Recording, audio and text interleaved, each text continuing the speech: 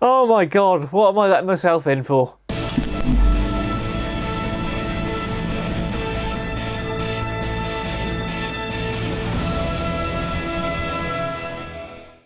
We've got a real end-of-term vibe here at SMIT HQ today. As we announced at the end of last month's journal, we are on the home stretch of Series 3, and we thought we'd revisit some of our more out-there ideas, one of which being the fact that I love not just writing film reviews, but I love reading film reviews, especially the ones that are a little bit more bonkers, a little bit more funny, a little bit more witty than what we put out as a short and concise review here as a short or over on the blog as a first take. We love reading,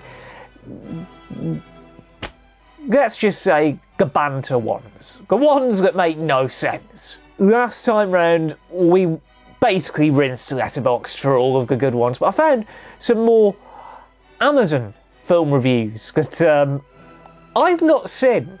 We found a Twitter account that put a lot of them out back in the day. So we thought, well, we're stuck for content. I don't have to script anything for it, which saves a lot of time. So let's just react to the what craziest film reviews ever written on camera.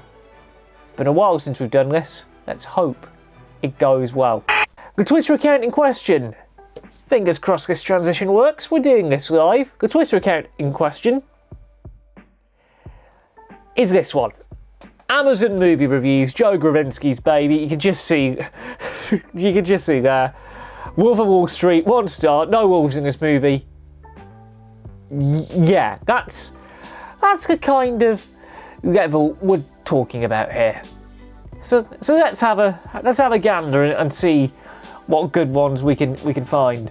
That Doolittle, 1 star. Kids talk the living room for the entire movie. Can understand that. I caught a bit of Doolittle a few weeks back, and it didn't look great. I know Downey Jr. was tolerable in it, and it came out probably the worst time to release a movie ever, in between Star Wars: Rise of Skywalker and the onset of COVID-19. It played well at cinemas, but it didn't quite make its money back. It was a sacrificial lamb for the Disney deal, let's be honest about it. Daleen has got one thing on her mind there. Daleen has got one thing on her mind, and it's not the quality of the movie, it's... Let's be real, you can't show that in an R-rated film. You can't show that at 15 unless it's contextually appropriate. Oh my god, what am I letting myself in for? So that is the 4K Blu-ray version of Top Gun, and the reviews that people are ripping into are more about the fact that it's the wrong plane from what I see here. Yep, you guys know that an F-15's silhouette on the cover right, cover silhouette is an F-15. These guys are pedantic. These guys are really pedantic. Gangs of New York. First third of the video was fine, but full frontal nudity and graphic intercourse scenes soon followed. Completely over the top. My 11th grade. Oh, come on now. Come on. I mean... they're showing school classes films, and then there's not doing your research. Come on, man! Wonder Woman, 1 star for bitches. Yeah, I don't know what to say about that one. Wonder Woman was a really good film. Like, one of DC's strongest. I know they've not been able to really replicate it since then. And with James Gunn coming in, I'm recording this a week after Guardians of the Galaxy opened to $140 million. With Gunn coming in, bringing his kind of mentality to a universe that's been quite fractured at best in terms of how it's been doing its long-term story, to have someone who is a proper Kevin Feige figure, who knows how to make a successful film, who also knows the characters. I mean, his version of Suicide Squad was way better than the original in 2016. The David Ayer cut, even though people say, oh, David Ayer cut, if he'd have been given full creative control of the characters, he would have been able to make a much better film. But I think with Gunn coming in, Wonder Woman and all of the other franchises actually stand a good chance. The Shining, 1 star. Dude just read throughout the movie. Another understandable one. Friday the 13th. Oh, people on Amazon are strange sometimes. Trolls World Tour. 56-year-old former law investment professional who has got no interest in watching Trolls. I have no interest in Trolls beyond the first one. Didn't get a chance to watch World Tour, and I probably won't be watching Band Together, which is the new one out at the end of the year. DreamWorks, just start making some good original films again, please. Parasite. Every person who gave this 5 stars also owns a yoga mat. Full disclosure, I gave it 5 stars. I don't own a yoga mat. The only sport-related thing I own is, well, it's not on camera at the minute, but got a shirt from Mr. Dupree, say no more. Quite a few Parasite here. 1 star, total disappointment. No important warning of it being Chinese. It's in Korean. Don't do bong dirty like that. 1 star, didn't watch the movie because of subtitles. You're losing out, mate, because subtitle films are generally a lot better. Just look at any Celine Sciamma film. Girlhood, Petite Maman. Petite Maman, which ultimately won Film of the Year in 2021. Foreign film turned off within 5 minutes. This movie was a foreign film, all in subtitles. 자막, 서브타이틀의 장벽도 아니죠. 한 1인치 정도 되는 그 장벽을 뛰어넘으면 여러분들이 훨씬 더 많은 영화를 즐길 수 있습니다. The Lighthouse. So obviously written before it came out on Blu-ray, judging by the verbiage. Our group left the cinema 10 minutes into this movie when we understood it was in black and white. After some bartering the manager, name-checking the manager, we got a last-minute swap for Jumanji in full colour. Now, this sets me off on one here, because if you know a film's going to be in black and white, they'll probably tell you up front on the listing. If I was a cinema manager and was in that position, if it was only the first 10 minutes of the film, I would have tried to put them in as a full refund or ask them to come back and see it again. But this is The Lighthouse. It's a Robert Eggers film. You kind of know what you're letting yourself in for based on the trailer alone. They didn't do their research, and that's the one thing I've been trying to say to cinema goers for years. Do a bit of reading up on the film before you go and watch it. Especially if it's a contentious 12A or 15 and you want to bring young'uns to it. If you do your reading up on a film beforehand, you know what you're getting yourself in for, you know what to expect, it doesn't mean you'd be disappointed. I mean, I've seen a lot of people get swapped out to another show because they've booked for the wrong cinema, they've booked for the wrong time. But I personally wouldn't swap into another film if I knew it was in black and white. That's dumb. Yeah. Yeah. Star Wars Episode 4: A New Hope, awful. Looks like it was filmed in the 70s. No Smit, Sherlock. No Smit. Oh, that's a good one for Joker. We booked seats E7 and E8 in the middle row, as conveyed to us by the Picture House computerised booking system. However, upon our arrival, our hopes were dashed to find ourselves situated 4 rows back from the centre.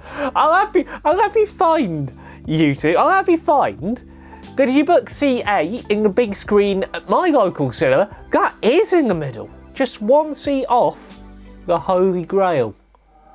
CT9. You'll probably be seeing a photo of CE9 right now. There's a reason I sit in there for pretty much every movie I watch. We have a review of Cats here. 2 stars. Taylor Swift as a cat has changed my life. Now when I see a particularly good looking cat, I see Taylor Swift and I just want to dig my paws into it or her. That's written by Swiftie. That has to be written by Swiftie. Okay, this one's getting spicy. I will never buy anything from Amazon ever again. The movie worked fine, but it would could not even survive my VHS player. Shut up! Shut up! Oh, that's broken me. That's absolutely broken me.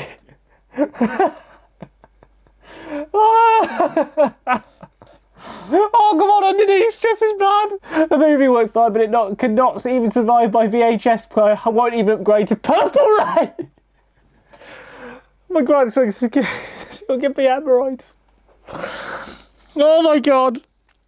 I really should have scripted this one. Once Upon a Time in Hollywood. 1 star, lacking a gratuitous violence that people seem to love in Tarantino movies, but then I only made it halfway through. It gets better from that point. It gets so much better. All I'm going to say, flamethrower. Oh god, these are some bad ones for Deadpool 2. Oh, purchased by mistake. I hate films like this, but my 1-year-old managed to buy it, no problem. I'm sure he's too young to watch it. Maybe more by mistake. Didn't get to watch this film. Accidentally purchased by my 20-year-old granddaughter. This is why BBFC ratings exist. Always be monitoring what your kids are watching. First Man, 1 star. There wasn't any aliens. Yeah. But again, First Man's not the kind of film you want aliens to be in. It's a biopic of Neil Armstrong, First Man to the Moon. And it's a Damien Chazelle film. And Damien Chazelle, aside from the mauling he got for Babylon, he's a good director. He still knows how to make a proper big screen movie. Even if it means alienating the entire industry and ruining a beautiful ending in La La Land just to say, this is what happens when cinema commits suicide and goes down the full franchise route. There's a lot you can read into it. Yeah, Wizard of Oz. All 1-star reviews for not being in colour, yeah. If you moan about the fact that Wizard of Oz is partly in black and white, you're not qualified to talk about film, let's be real. We have a mockbuster! We have a mockbuster! We have a mockbuster! Oh, Dave Gorman did a very good routine about these mockbusters. Bone Alone, all 1-star reviews, horrible film. I really need to look into these mockbusters. Like, they could give us so much more content than something like The Queen's Corgi ever would. And we've done a lot of rants about those kinds of films, let's be real.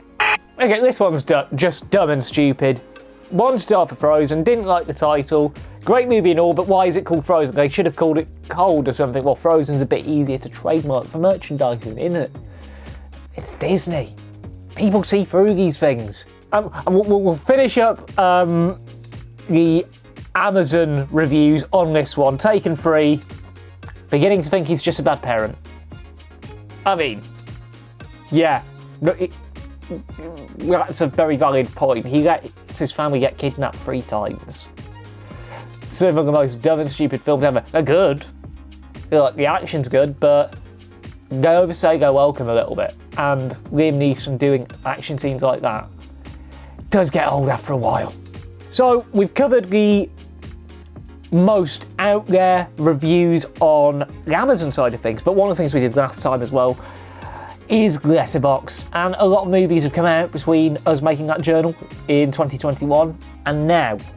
And a lot more crazy reviews have been published. So we're going to go on to Letterboxd now and we're going to see, for the more recent films, the craziest reviews that we can find. So in case you're new around here, Letterboxd is basically the go-to film site, the go-to social media site for film nerds. We all rank films on here. A lot of big boy critics are on here, a lot of cinema chains are on here. It's also the first place you can find out how I'm rating the films before they even go live on the blog. And it's a really good website, especially if you want to find out how general public are reacting to films and all of that kind of thing. Right, so let's go back through the old diary and pull up some of the big films that have come out since the last time we made a journal ripping into Letterboxd. And I'm recording this before I've done the Dungeons and Dragons film. In case of YouTube time travel, so we're recording this on May 10th. And there will be some films on here that we've not reviewed for the blog. So let's have a look into the reviews for Super Mario. Illumination's best movie, it still sucks. Not a single Mario golf scene. Hard not to feel immensely disappointed. Bro really said let's a go. Oh. Perfect if you're in the 20-year-old virgin Nintendo gamer demographic. Chris Pratt character listens to Mr. Blue Sky Cinematic Universe. Yep. Yeah, I think I've seen enough for Mario at this stage. Let's look at some more recent releases. What's popular on Letterboxd as of time of filming? Mario, surprisingly. Guardians of the Galaxy 3. This actually, yeah, this will be going out after the film has completed its first month in cinema, so spoilers are fair game. If you haven't seen Guardians yet, I would advise clicking off this video until you've watched the film, because there will inevitably be spoilers about the ending. That beautiful ending.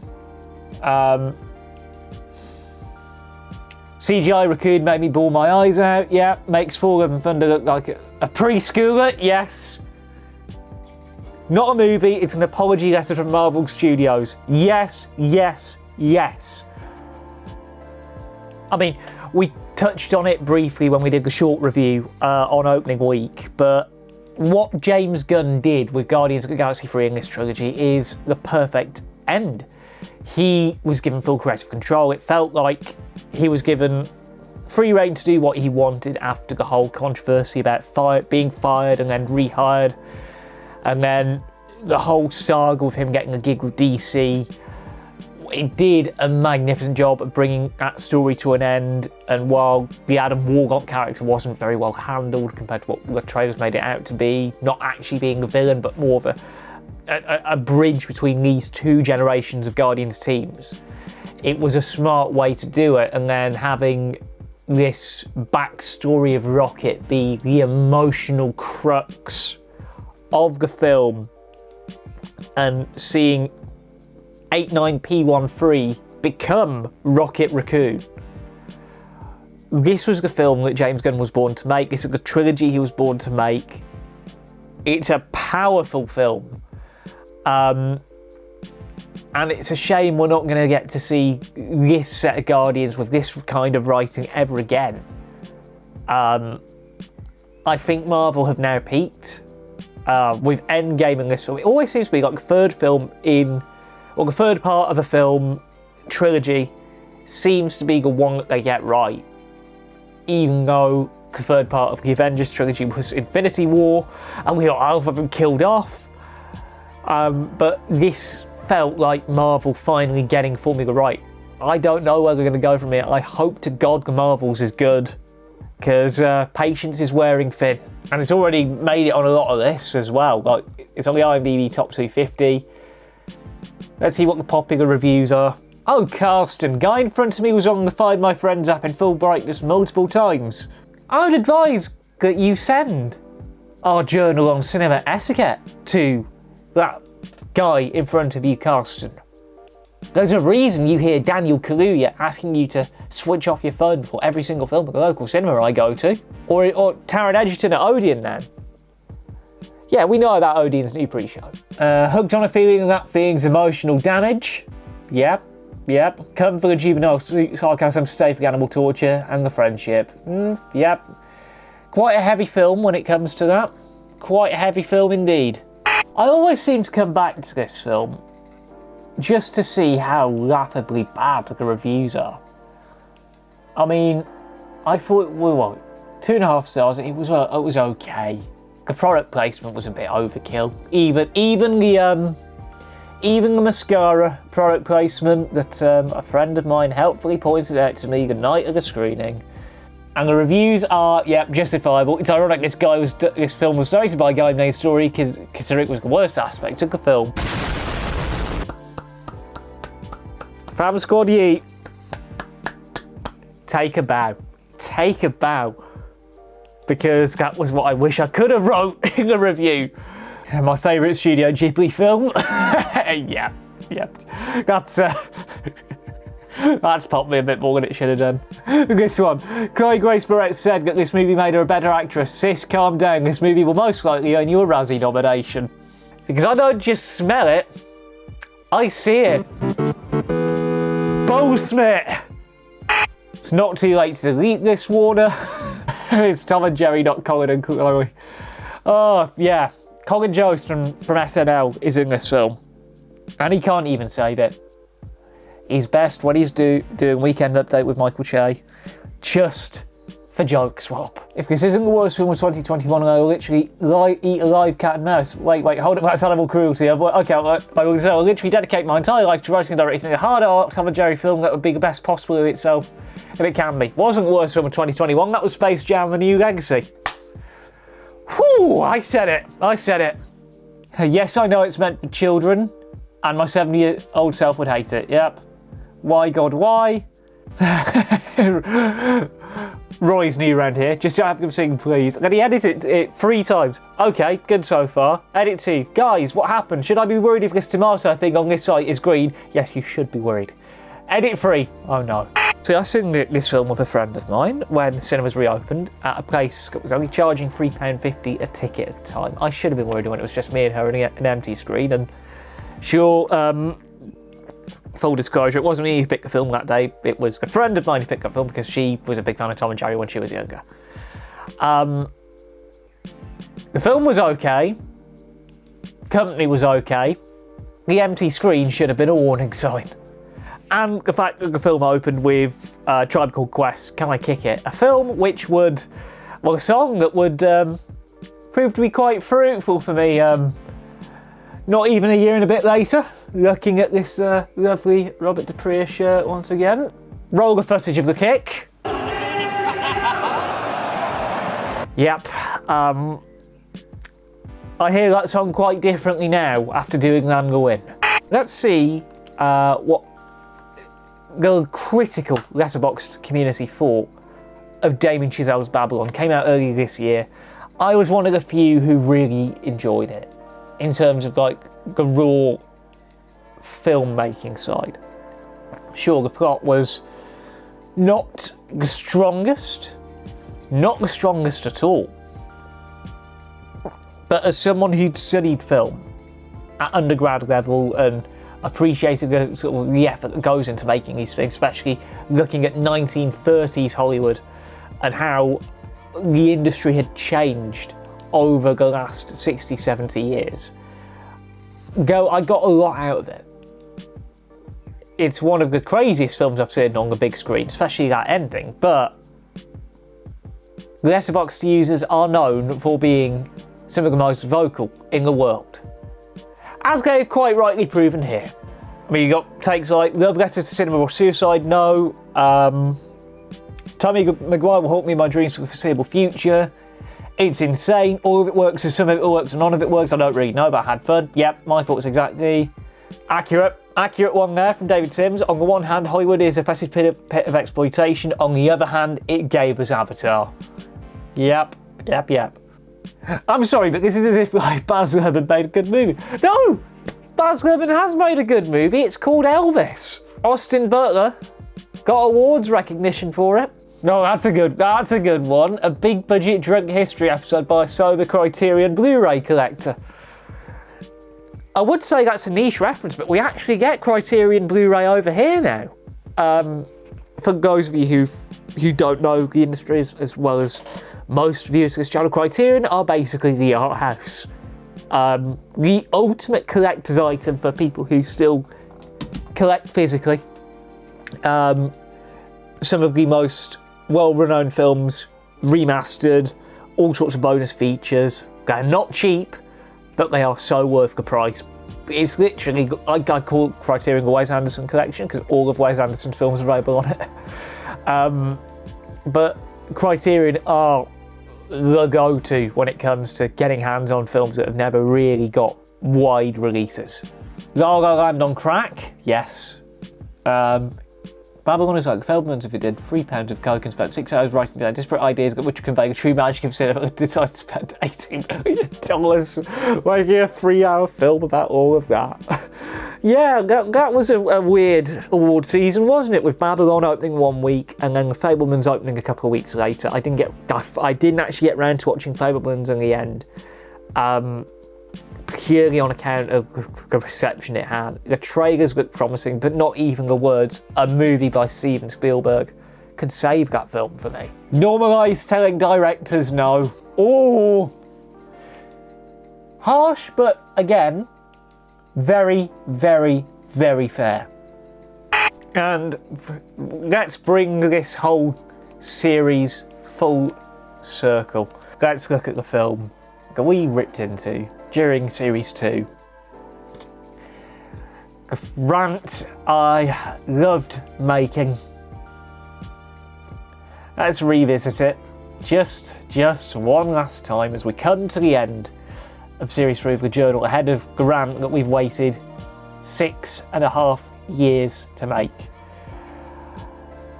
And Letterboxd do not fail to deliver. Now, one of the things that's changed between me making that journal about the Queen's Corgi and now is the fact that one of the characters that is parodied in the film is no longer President of the United States. And how do we say this about the other character that the film portrays? Please don't make a sequel called The King's Corgi. Don't even do it, Enwave. But the reviews aren't, as you'd expect. If you weren't in favour of the abolition of the monarchy before watching The Queen's Corgi, you'd be sure about it. 28 seconds in. Not the only one who said that, Kyle. This movie was so weird, and I'm very shocked this is PG. In the first 25 minutes of the movie, we saw multiple Donald Trump references to so much. So, at the point where when he's having his corgi pick one of the Queen's Corgis, he says, insert the line here. All right then, Mitzi. Grab some puppy. All right then. What the also, in the first 25 minutes, we saw Rex get sexually harassed and then basically raped by Donald Trump's dog. There was also a suicide joke, and of course, Rex bites Donald Trump's down there. I'm sure the director of the film really hates America because this movie basically is political commentary on how bad of a president Trump is. Guys, in the movie does not get any less weird throughout the film. We see attempted murder, dogs doing drugs, and doggy fight club. This movie is a trip, though not very good and makes fun of my country so much. Kept me engaged. 2.8 out of 10. I remember watching that film very vividly on the 2019 birthday marathon. 25 past 9 in the morning. First film of the day in the local cinema. I remember, I can say his name now, he doesn't work at the cinema. I remember Simon coming up to and saying to me, is this film as bad as it makes out to be? It's like, you're the only one who booked in for it, Jack. I was like, well, sorry, someone's got to watch it, and I will report back. 1 hour 33 minutes later, and I knew I'd be making a journal about it. It was a trip. It was a trip. Oh, okay. Donald Trump killed Queen Elizabeth II on September 8th because he secretly shadowed a hedgehog. The same voice actor as him. Not in the UK, wasn't. We had John Culshaw doing Donald Trump because they redubbed it for the UK mob. Yep, voice good, cast is good, even though their speech doesn't coordinate with characters' mouths. That's someone who watched the UK cut. Actually, no, not even that. It actually went out on free-to-air television. I seem to remember it going out on Channel 5 not that long ago. I will have to consult. Well, it took a few minutes to find results, but it turns out the Queen's Corgi actually went out on free-to-air television roughly a year ago. May 21st of 2022, went out on Channel 5 for the first time, and then it went out again middle of August during a heat wave, because I actually remember flicking over to it on Channel 5, waiting for a few things to start on a rival channel, but still, like, watching that film for the journal, watching that film on site was bad enough. I'm glad I don't have to make any more content about it, because it's not the kind of film I'd want to put myself through again. As much as I love crappy kids films, there's only so much content you can mine out of that. And there's only so much content you can mine out of Letterboxd too. And with that being said, that is it for this month's episode of The Journal. Very much loose, very much unscripted. We've got no idea how much of it is going to make the cut. We don't know if this is actually going to make it out at all. Coming up over the next couple of weeks across the blog and across the YouTube, we will have reviews of as many of the big releases as we can humanly get done. Couple of archive bits and bobs. Obviously, you have a couple more episodes of The Journal to look forward to as well.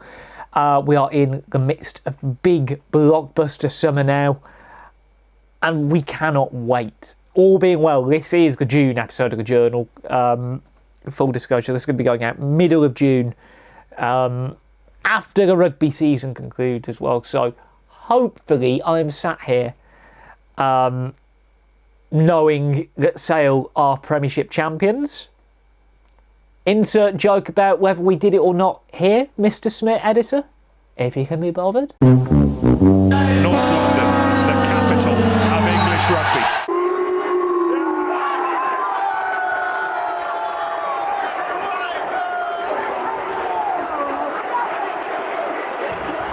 Thank you.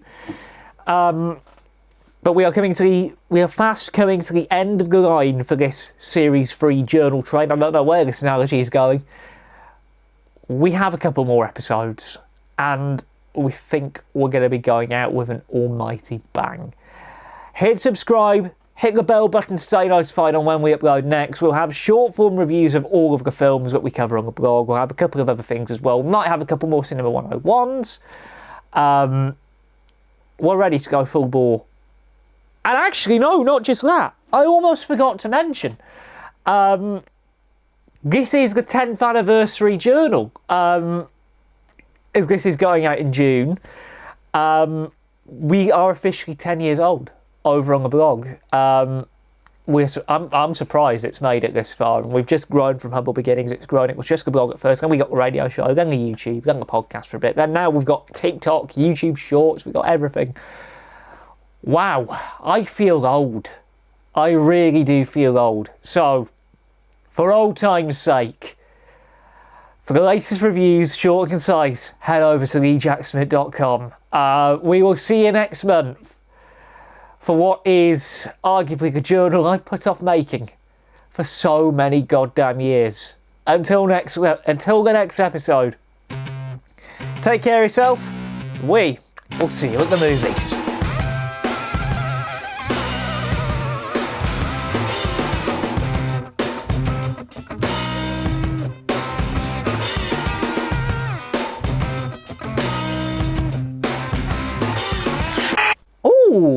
Ooh, a 5-star review of the Emoji Movie. An aggressive niece who likes to pick fights at her elementary school and even bit one of her classmates last August. As a punishment, she had to watch this, and she hasn't even raised her fist since. Oh, that's a good one. That's a very good one. On the Emoji Movie, stay tuned.